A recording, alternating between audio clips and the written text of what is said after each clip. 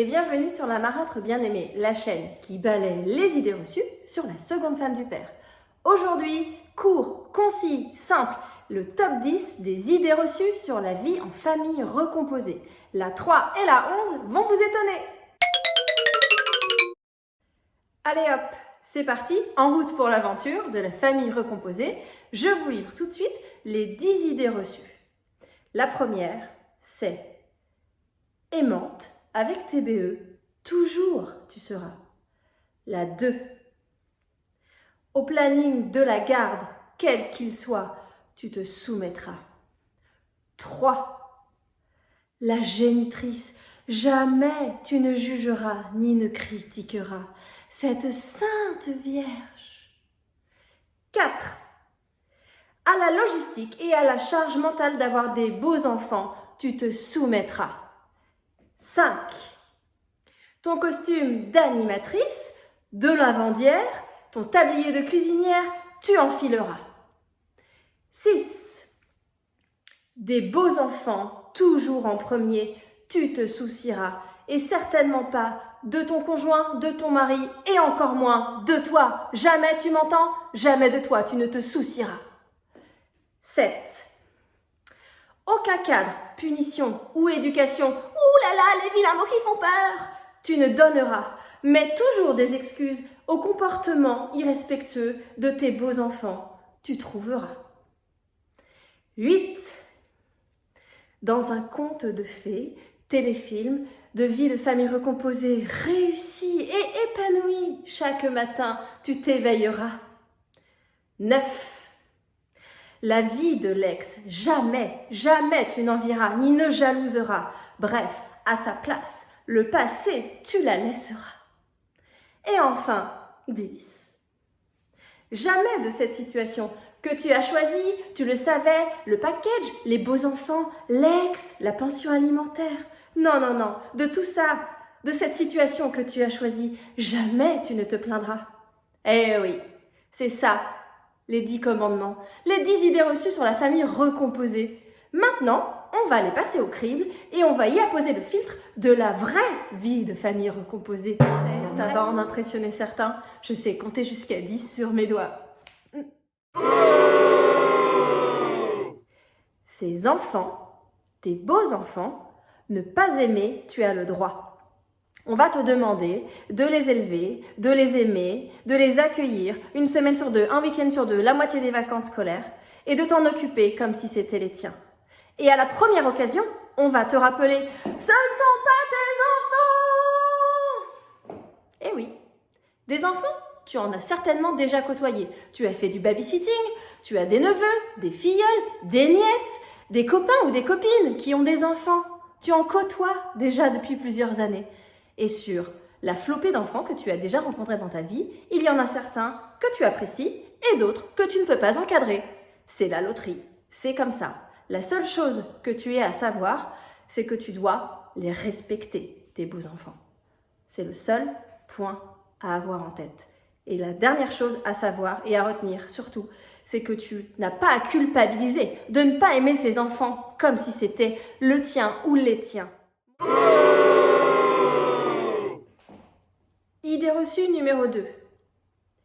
Le planning, quel qu'il soit, tu établiras afin d'avoir la main sur ton emploi du temps, afin de savoir quand ta vie sera bouleversée. Et toujours, tu t'y tiendras, même si Madame X demande à assouplir les choses, même si Madame X a un mariage. Parce que quand toi, tu auras besoin d'aide, elle ne sera pas là pour garder ses enfants. Non, non, non.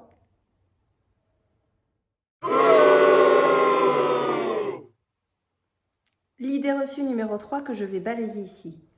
La génitrice. Au passé, toujours à la bonne place, tu laisseras.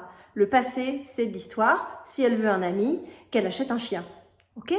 Alors, pour ceux qui ont bondi au mot génitrice, tadam! Le petit Robert, adjectif qualificatif, définition de géniteur ou génitrice. C'est parti. Personne qui a engendré. Waouh! Parent biologique, personne apte à la reproduction. C'est pas écrit insulte. Bref, oui, tu vas avoir envie de la dégommer H24, de reprendre ou dire à tes beaux-enfants tout ce qu'elle ne fait pas bien, tout ce qu'elle ne dit pas bien, tout ce qu'elle fait de mal, tout ce qu'elle ne fait pas. Tu vas avoir envie de la critiquer sur son physique. Tu vas certainement péter des câbles parfois parce qu'il y aura des SMS trop nombreux, des demandes qui seront contradictoires, des demandes de modification de planning. L'ex sera toujours là pour tenter de maintenir une petite place au sein de cette famille qui n'est plus la sienne. Mais des solutions existent. Il faut laisser le passé à sa place. Allez, machine arrière. Dégage. Dégage, ouais, dégage. C'est pas mauvais comme terme. Il faut dégager tout ce qui peut avoir une aspérité dans ta vie actuelle. Donc, l'ex, les problèmes de l'ex, la vie de l'ex, ça ne te regarde pas. Ce n'est pas ton problème. Ce qui compte, c'est ta vie, ce que tu fais toi avec ton conjoint, ton mari, tes enfants et tes beaux-enfants quand ils sont là. Il faut enfiler ton costume de plume de canard et au bout d'un moment, tu verras. Tu vivras mieux, on te traitera d'égoïste, mais au moins, heureuse, tu seras.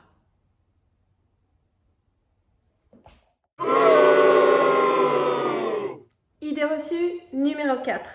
Au partage des tâches du quotidien et à la charge mentale, ton mec, tu contraindras. Parce que c'est un véritable tsunami qui débarque à la maison quand ton BE ou tes beaux-enfants débarquent. Il faut faire plus de courses, il faut aller les chercher à l'école, il faut leur trouver des activités, les emmener au cinéma, les emmener à leurs anniversaires, leur faire à manger, faire les lessives, faire les devoirs. Tout ça, tu n'as pas à l'assumer seul. Je te le rappelle, tu n'es pas la mère des enfants! Eh oui, retiens bien ça. Ton mec, même si tu l'aimes d'amour, même s'il est extraordinaire, il doit participer autant que toi, si ce n'est plus, à la charge mentale du quotidien avec les beaux enfants qui sont ses enfants à lui. Idée reçue numéro 5, que tu vas devoir balayer et que tu vas devoir assumer, c'est être toi, toujours tu seras. Parce qu'au début, tu auras à cœur de bien faire les choses. Tu auras envie que ces enfants qui ne sont pas les tiens t'aiment, ne soient pas ingrats. Donc, tu te plieras en 4. Tu iras au-delà de ce que tu peux être. Et ça, tu le feras aussi pour ton enfant, mais c'est un autre sujet. Seulement voilà, quoi que tu fasses, quoi que tu dises, quoi que tu ne fasses pas, quoi que tu ne dises pas, dès qu'il y aura un responsable ou un coupable à trouver, c'est toi qu'on pointera du doigt. Quand tu auras compris cela, tu te déchargeras complètement de ce rôle de belle-mère. Tu laisseras la maman, le papa gérer leurs enfants et tu géreras juste le tien comme tu as envie. Et il n'y a pas que le père et la mère qui viendront t'expliquer que ce ne sont pas tes enfants. Bon, ok, j'arrête avec ce gimmick, mais quand même. La société, le juge, tout le monde va te le rappeler. Donc, arrête d'être ce que les autres attendent de toi. Sois juste la meilleure version de toi-même, pour toi d'abord et pour ta famille recomposée ensuite. Le meilleur moyen de composer avec cette vie que tu n'as pas choisie et ce passé qui revient sans cesse dans ton présent, c'est d'être toi, d'assumer qui tu es. Oui, tu as des défauts, oui, tu n'es pas parfaite. Et alors, est-ce que quelqu'un l'est? Non, je ne crois pas. Même pas ton mari. Toi et ton homme, toujours en premier, tu passeras. Oui, je sais, je ne vais pas me faire des amis avec ce point numéro 6. Mais à un moment donné, offrir une vision du couple fort, collaboratif, aux enfants du foyer, quels qu'ils soient, que ce soit les vôtres ou que ce soit tes beaux-enfants. C'est hyper important. À chaque décision qui doit être prise, qui peut avoir un impact sur le quotidien et sur la vie de la famille recomposée, il faut être soudé. Et pour ça, il faut que le couple se soit construit. Il faut que le couple parental, que ces deux êtres puissent décider ensemble de tout ce qui a trait à cette famille. Et surtout, il ne faut pas oublier qu'un jour, les enfants, que ce soit les enfants du nouveau couple ou les enfants issus de la vie passée de ton mari, il ne faut pas oublier qu'un jour, ces enfants-là auront 18, 19, 20 ans et ils quitteront la maison. Ils n'en auront plus rien à faire de leur père. Mais par contre, il restera une personne aux côtés de cet homme ce sera toi. Avec TBE, exigeante, tu seras. C'est le point numéro 7. Il y aura toujours quelqu'un pour t'expliquer que ton comportement est inapproprié. Mais l'exigence, c'est la base de n'importe quelle éducation. C'est la base de n'importe quel respect profond pour une personne. Être exigeant avec quelqu'un, que ce soit un enfant ou un adulte, ça veut dire qu'on sait, qu'on a confiance en lui, qu'on sait qu'il peut progresser et qu'on sait que ce qu'on demande, c'est juste quelque chose de normal. Moi, j'ai été très exigeante avec mes beaux enfants au démarrage parce que, on va dire, pour être poli, qu'ils n'étaient pas vraiment éduqués. Et aujourd'hui, je me rends compte que ça fait, je dirais depuis que j'ai ma fille, que j'ai cessé d'être exigeante avec eux pour me concentrer sur la mienne de fille. Et franchement, là, en tournant ce point, je me dis que finalement, je devrais peut-être revenir à ce que j'étais avec mes beaux enfants auparavant. Le point numéro 8. Toujours ton quotidien, avec des hauts et des bas, tu vivras et tu affronteras. Si je devais émettre une métaphore sur la vie en famille recomposée, quand on est la seconde femme du père, ce serait celle des montagnes russes. Parce qu'il y a d'abord une question de rythme, un côté on-off, une semaine avec, une semaine sans, ou un week-end sur 2, pas comme d'habitude, la moitié des vacances scolaires impactées, un quotidien un peu ravagé, un peu bousculé, parfois des grands moments de joie et parfois des grands moments de peine, des grands moments de doute, des disputes. Oh là là, des disputes. Pas avec tes beaux enfants, non, non, non. Pas avec l'ex, non, non, non. Avec ton mec. Voilà, c'est ça la vie en famille recomposée. C'est affronter des problèmes que tu n'aurais jamais eu si tu n'avais pas rencontré un mec qui avait déjà eu des enfants ou qui avait déjà été marié. Voilà, c'est ça. Mais, quoi qu'il se passe, dans ta vie de belle-mère, tu en reviendras toujours à ton repère, le couple. Et tu te relèveras. Tu tomberas cette fois, tu te relèveras vite.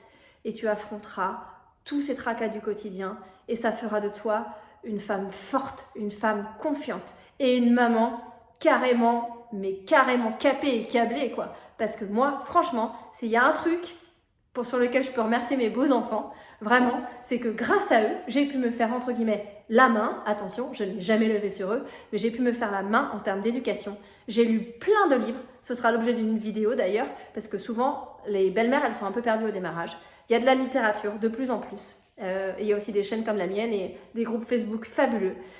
J'en parlerai plus tard. Voilà, donc il faut être sûr de soi, il faut être capable de se relever, de se redresser, d'affronter des choses qu'on ne pensait pas imaginables.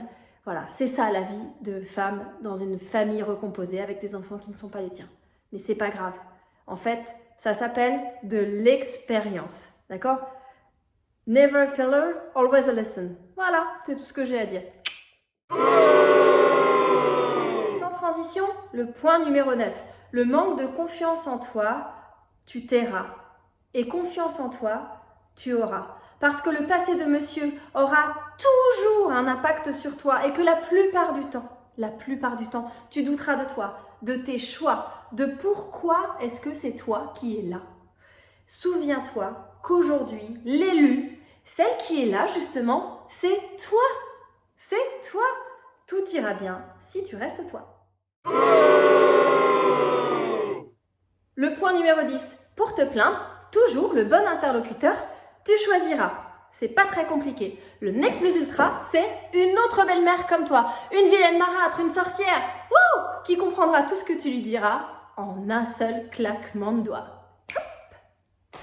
Ensuite, en deuxième position, au choix, ta maman. Bon, moi j'ai plus la mienne, donc je compose toute seule, hein. Maman, si tu me regardes. Ou ta BFF. Ta meilleure amie, celle qui est toujours d'accord avec toi, celle qui t'écoute toujours d'une oreille attentive, celle qui serait prête à cacher un cadavre avec toi si jamais t'en venais vraiment à commettre l'irréparable. Je plaisante. Voilà, elle peut ne pas du tout être dans cet univers, ne pas comprendre ce que c'est que de vivre en famille recomposée, mais elle est là, elle t'écoute, elle te soutient. Ça, c'est hyper important. Et enfin, la troisième personne, on va dire, avec qui tu peux parler de tes déboires, de marâtre, c'est ton ou ta psy, une personne tierce. Voilà, ça c'est mon top 3 dans le top 10 des idées reçues. Ça fera l'objet d'une prochaine vidéo, mais il y a aussi des groupes de parole sur Facebook, des comptes Instagram de belles-mères qui racontent leur quotidien et leurs déboires. Il y a aussi des newsletters, il y a plein de choses sur la famille recomposée. Il y a aussi de la littérature. J'en ferai une vidéo plus tard. On se retrouve tout de suite pour le point numéro 11. Et oui, les petits coquins, vous avez bien suivi, il y en a un 11e. Le point numéro 11, parce que vous avez bien suivi, il y a 11 points sur ce top 10. Le point numéro 11, c'est qu'il faut assumer qui on est, avoir confiance en soi et être toujours dans le dialogue avec l'homme dont vous partagez la vie. C'est ça le socle. C'est ça qui vous aidera à balayer toutes les idées reçues sur la famille recomposée, à rejeter toutes les critiques de ces gens qui pensent mieux connaître votre vie que vous-même. Voilà. Merci de m'avoir écouté. Merci d'avoir regardé cette vidéo. N'hésitez pas à vous abonner juste en dessous en cliquant sur le petit bouton. Je vous mets en description de cette vidéo les fameux 10 commandements dont je viens de parler. N'hésitez pas à commenter, à partager, à liker, même si c'est pour critiquer vivement. J'ai déjà eu des trolls sur ma première vidéo. C'est pas grave, ça ne me fait pas peur. Plus on partage, plus on critique, plus ça donne de la légitimité à cette chaîne et à ce que je fais. Alors merci à tous, même à mes détracteurs, et à très bientôt pour une prochaine vidéo sur la marâtre bien-aimée. Ah, ça sonne, c'est la machine à laver. J'ai eu les BE tout le week-end, j'ai plein de linge à suspendre. Allez, salut les vilaines, à la prochaine.